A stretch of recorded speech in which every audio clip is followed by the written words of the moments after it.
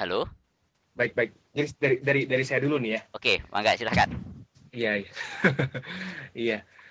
Mengenai ketahanan kekuatan mereka memang kalau bahasa Jepangnya subarashi itu. Artinya itu hebat, keren, apalah ya di you name it lah Mas pokoknya. Oh itu. Subarashi orang Jepang ini apa yang membuat dia berbeda itu juga saya masih bertanya-tanya. Memang oke singkatnya dia tidak punya agama, dia bukan negara beragama karena walaupun dia mengaku Shinto tapi ketika Lebaran lagi Natal dia Natal gitu. Ketika lagi dia ada di kuil Buddha, dia juga berdoa ke Buddha. Nah, saya pernah bertanya ke teman saya di lab, Mas, ini mas orang Jepang maksudnya ya. Wah. Saya tanya sama dia, Mas, kenapa Anda nggak ikut merayakan Idul Fitri bersama kami orang orang Islam? Dia bilang, karena orang Islam pakai puasa, capek. Dia bilang gitu. Waduh, jadi memang mereka mau cari enaknya aja nih, istilahnya gitu ya. Nah, Oke. intinya yang mau saya sampaikan adalah dia tidak beragama. Namun kenapa bisa sampai seperti itu? Nah, eh, sebelumnya saya coba jelaskan dulu kondisi apa sih yang sebenarnya kita bisa belajar dari mereka.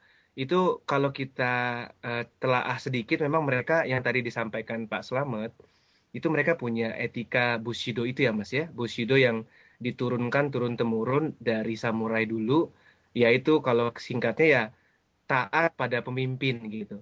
Nah, taat pada pemimpin ini ya akhirnya turunannya ya loyalitas, saling peduli, terus Trust ya mungkin ya yang paling bertanggung kuat ya. jawab, iya, jujur pada diri sendiri. Jujur pada diri sendiri ini juga juga penting gitu saya pikir.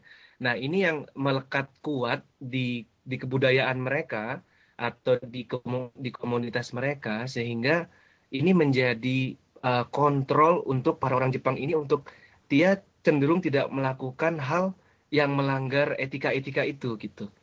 Nah, jadi ini yang kalau kita lihat pertanyaan Pak Selamat tadi, apa sih membuat mereka seperti ini? Saya pikir memang karena etika yang turun-temurun dan tingkat level pendidikan mereka yang sudah paham eh, me- apa namanya tentang etika-etika tadi ya Mas ya.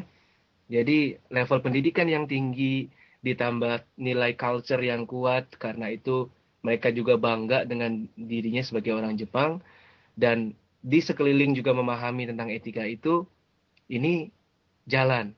Nah, di Indonesia kenapa yang negara religius ini kayaknya Pak Epi Taufik yang kayaknya lebih tepat membahasnya nih. Kira-kira menjawab nggak Mas ya? Oh ya, terima kasih karena banyak kita Mm-mm. belajar juga ini. Saya Mm-mm. juga bagi saya Mm-mm. pendatang baru di sini juga banyak belajar juga itu. Dan juga memang saya sendiri pun juga masih coba mempelajari kira-kira orang Jepang itu kayak apa. Karena kalau dari lab saya itu kok seolah masih sulit ditebak orang Jepang itu seperti apa gitu. Oke, baik. Mm. Selanjutnya ini mungkin saya ingin beralih ke Pak Epi Taufik ini. Silakan memberikan tanggapan terkait dengan pertanyaan ini dan juga pandangan-pandangannya mungkin secara umum terkait dengan bencana yang melanda Jepang saat ini gitu.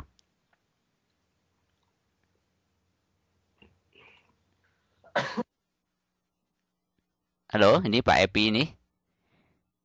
Halo. Assalamualaikum. Halo, Waalaikumsalam. sudah masuk? Oke, sudah. Silahkan. Ya, Assalamualaikum warahmatullahi wabarakatuh.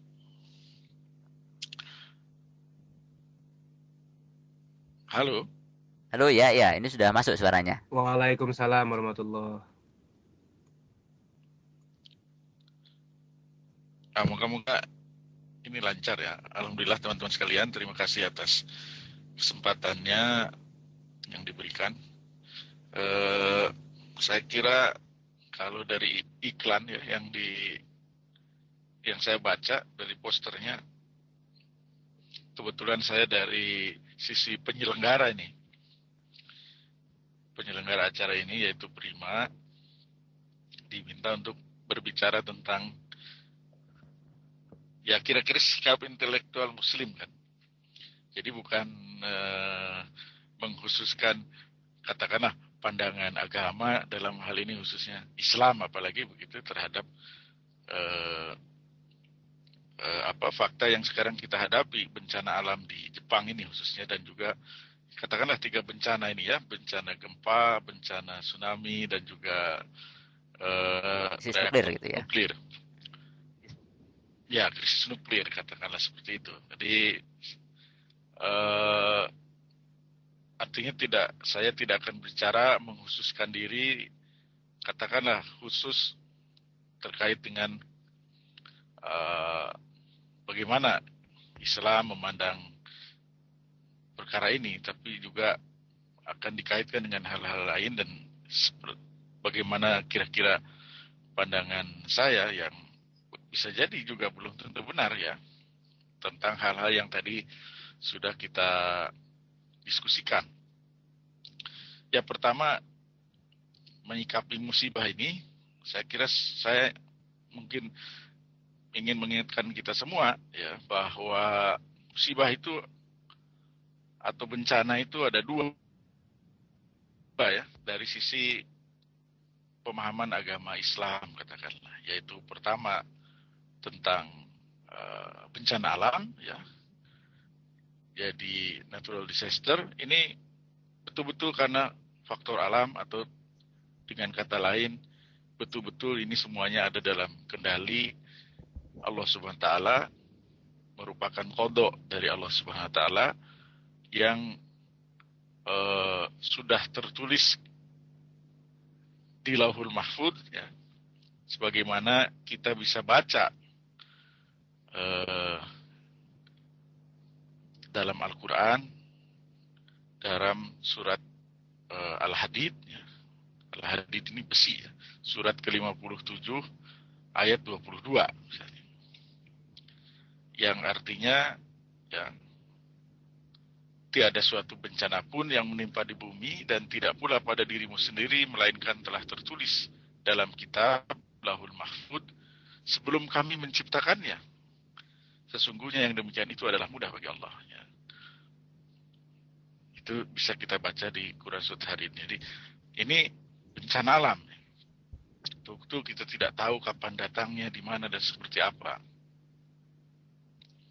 Nah, yang kedua ini bencana kemanusiaan, istilahnya ya, quote and quote, bencana kemanusiaan. Ya, bencana yang memang akibat tangan kita sendiri, ya, ulah manusia sendiri. Banjir, longsor yang diakibatkan hutan banyak ditebangi, misalnya gunung digunduli, kemiskinan di tengah melimpah ruahnya kekayaan alam, seperti di negara kita, itu musibah dalam Islam. Ya, kekayaan yang dikuasai segelintir orang, baik di Indonesia juga di dunia ini, maraknya penyakit kelamin, ya, perzinahan, narkoba, dan itu juga bencana, itu juga musibah. Makanya musibah, kalau kita lihat di kitab Mu'jam Al-Wasit, kitab Mu'jam mungkin sebagian teman-teman punya, karena di pasar tradisional di Indonesia, kalau ada toko kitab, tanya kitab Mu'jam, itu artinya indeks, kitab indeks Al-Quran. Biasanya covernya itu merah tebal itu. Itu di halaman 527 itu dikatakan bahwa musibah itu adalah kullu makruhin yahulu bil insan. Ya. Segala sesuatu yang dibenci yang terjadi pada manusia. Itu secara definisi, per definisi. Ya. Jadi ya baik tadi ke bencana alam, pokoknya sesuatu yang dibenci pada manusia, kullu makruhin yahulu bil insan, itu terkategori sebagai musibah.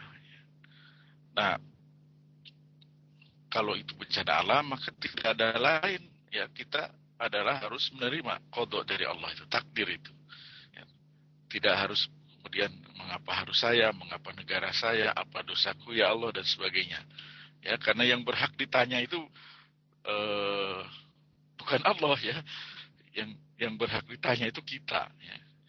Itu tidak boleh menanyakan seperti itu. Kenapa kami ya Allah, kenapa istri saya yang meninggal ya Allah. Ya, seperti dalam Al-Quran dikatakan surat Al-Anbiya ayat 23. Bismillahirrahmanirrahim. La yus'alu amma yaf'alu wahum yus'alun. Allah dia tidak ditanya tentang apa yang diperbuatnya. Ya, N-nya besar. Tapi merekalah yang ditanyai. Kitalah yang akan ditanyai nanti oleh Allah. Dan tentu sikap kita sebagai muslim, maka kita harus sabar menghadapi musibah ini kan. Ya. Nah, sabar itu menurut Imam Suyuti dalam tafsir Jalalain, ya, apa namanya? Ya, jadi sabar itu dikatakan dalam tafsir Al-Jalalain, definisinya itu al-habsu lin nafsi ala ma takrahu, ya. Menahan diri terhadap apa-apa yang kita benci. Artinya musibah itu kan kita benci, ya kita menahan, ya.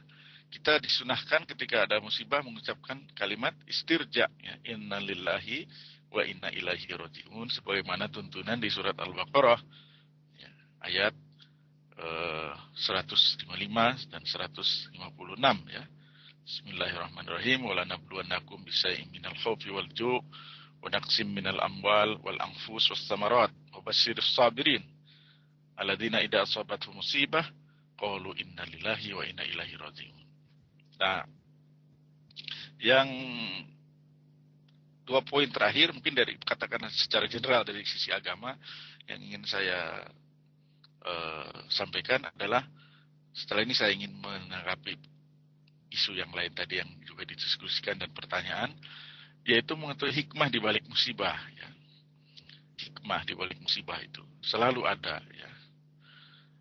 Jadi sebagaimana hadis Bukhari Muslim misalnya, Rasulullah pernah bersabda, tidaklah seorang mukmin tertimpa musibah, tertusuk duri atau lebih dari itu, kecuali dengannya Allah akan menghapus sebagian dosanya, ya. Kemudian juga artinya setiap musibah itu ada hikmah, ada keputusan Allah yang terbaik buat kita, ya. Atau di hadis lain buat Muslim dikatakan akan diampuni bagi orang-orang yang mati syahid setiap dosanya, ya, kecuali utang, ya.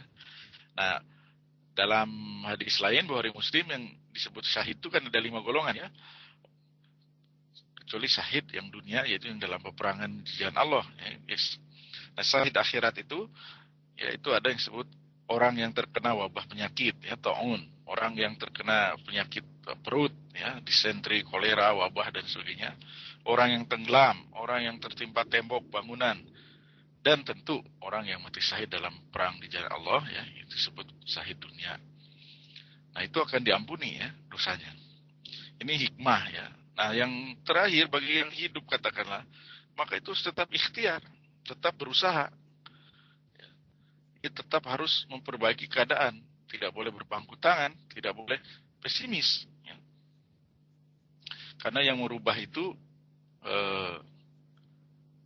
adalah, yang merubah nasib kita adalah kita sendiri, ya. Dan ayatnya terkenal itu, ya, surah Ar-Ra'd ayat 11, ya. Sesungguhnya Allah tidak akan mengubah nasib satu kaum sampai kaum itu sendiri merubahnya. Dan bagian dari ikhtiar, nah ini mungkin nanti walaupun belum ada yang nanyakan tadi, tapi sudah disinggung oleh 2 pembicara terdahulu, ada yang pulang, ada yang tidak, ya. Kita ingat kejadian Umar bin Khattab yang ketika ada wabah penyakit taun di Syam. Syam itu sekarang dulu satu provinsi, ya, di dalam kekhilafahan, tapi sekarang jadi 5 negara, ya, Syria, Palestina, Lebanon, Israel, ya, dan Yordan, ya. Nah, itu dulu Syam namanya. Nah, itu dulu pernah ada wabah penyakit. Nah, Umar bin Khattab yang saat itu sedang ada di sana, itu berupaya keluar dari negeri tersebut, dari daerah tersebut. Nah, ketika ditanya oleh seseorang, apakah kamu hendak lari dari takdir Allah, ya Umar? Maka Umar menjawab, ya, aku lari dari takdir Allah untuk menuju takdir Allah yang lain, ya. Jadi artinya Umar ingat dengan hadis Rasulullah diriwayatkan oleh Ibnu Majah yang mengatakan bahwa